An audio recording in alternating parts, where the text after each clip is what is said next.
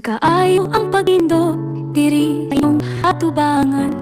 Dili tunggo sa kahadlok, kung dili sa kasakit nga akong gidala.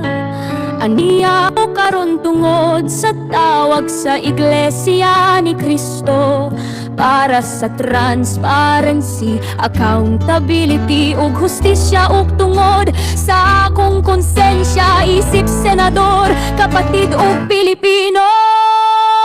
Sukad, bata, pamini, bongbong, kabalo na ang pamilya sa iyang problema sa droga. Nagsalig ko nga mahimong mausab kong mag-asawa, pero mas misamot pa sa Ilocos, halos dili mo sulod sa trabaho. Sige ug bisyo, daghan mig sumbong, daghan mig paningkamot nga patulid siya, pero balik-balik gihapon.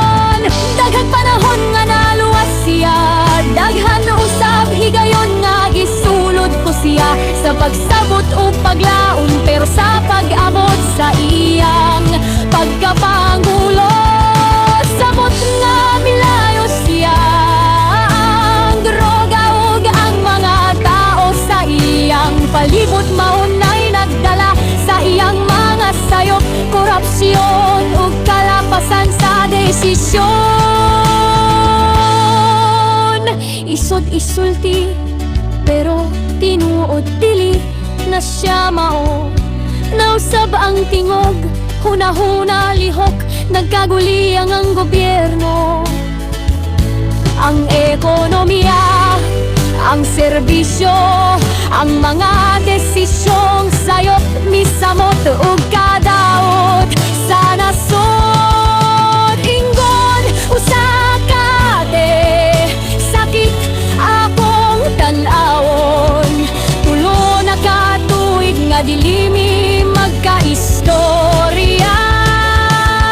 Pero karon ading ko paminaw ako, ayaw na pug sa imong kaugalingon, mag-ayon na ta, magparehab ka paway.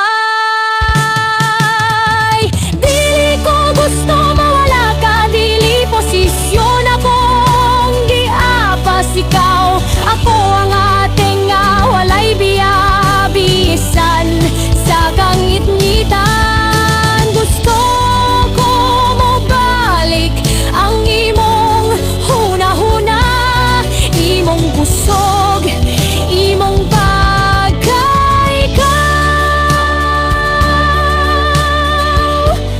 Para sa Diyos, para sa bayan, para sa pamilya.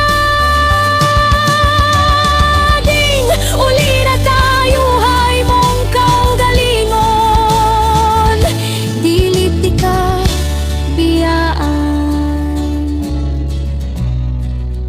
Kapatid, mabuhay